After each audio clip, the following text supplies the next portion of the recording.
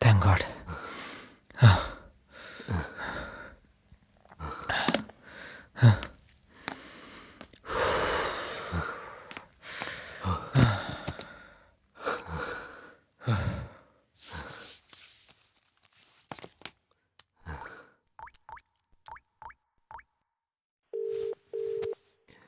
Hello Deepak.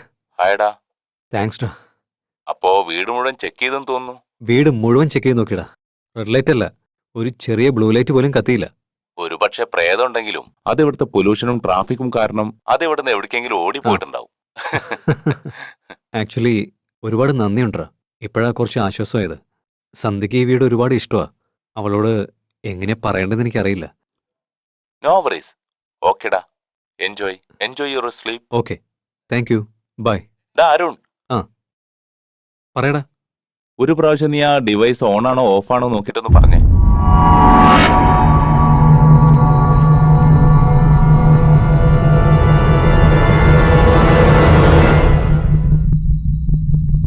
ഓഫിലടാ ഇരിക്കുന്നേ.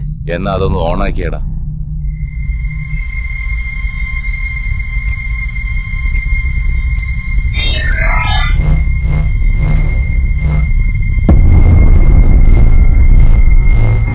അരുൺ, എന്താടാ? എന്താ പറ്റിയ? അരുൺ, റെഡ് ലൈറ്റ് ആണോ? അപ്പൊ നിന്റെ വീട്ടിൽ പ്രേതമുണ്ടാ? എത്രയും പെട്ടെന്ന് സന്ധ്യയെ കൂട്ടി ഇവിടെ ഇറങ്ങിക്കോ.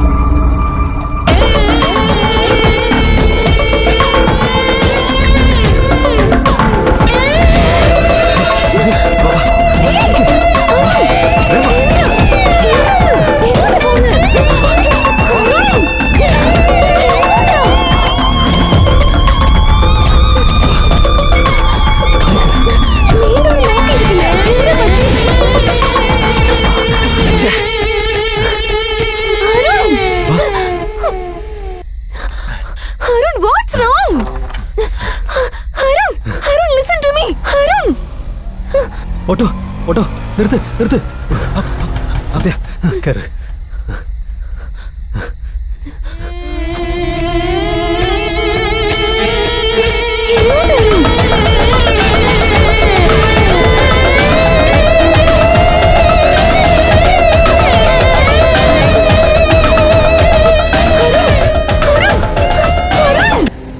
ആദ്യം കാര്യം എന്താന്ന് പറയും.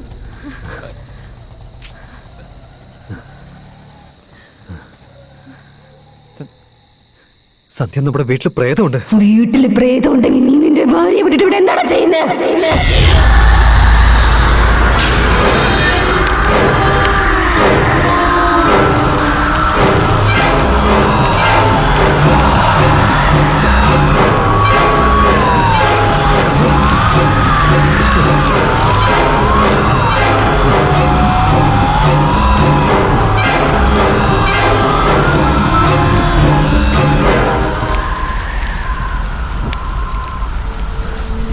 സന്ധ്യ,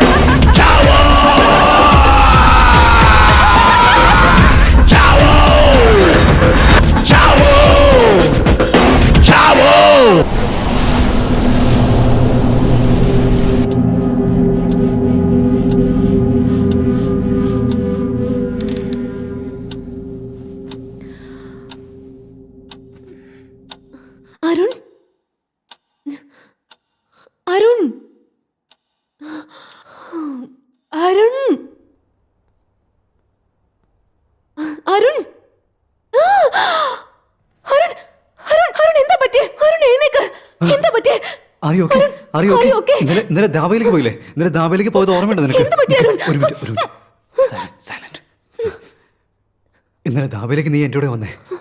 എപ്പോഴെങ്ങോട്ട് വന്നേ? ധാബയിലേക്ക് നമ്മൾ പോയെന്നോ? രാത്രി മുഴുവനും നമ്മൾ ഇവിടെ ആയിരുന്നില്ലേ? എന്ത് പറ്റി അരുൺ? ഇതെല്ലാം എങ്ങനെ സംഭവിച്ചു? അത് ദാബയിലേക്ക് പോയിട്ട് നമ്മള് രണ്ടുപേരും അത് എന്ത് ദാബ? നീ സ്വപ്നം കണ്ടതായിരിക്കും. സ്വപ്നം. അരുൺ, നമുക്ക് ആദ്യം ഫസ്റ്റ് എയ്ഡ് വെക്കാം.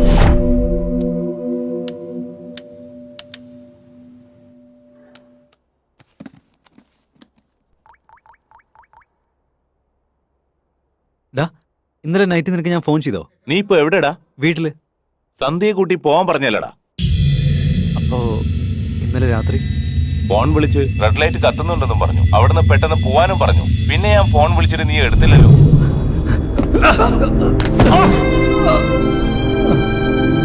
എന്ത് ദാബ? നീ സ്വപ്നം കണ്ടതായിരിക്കും.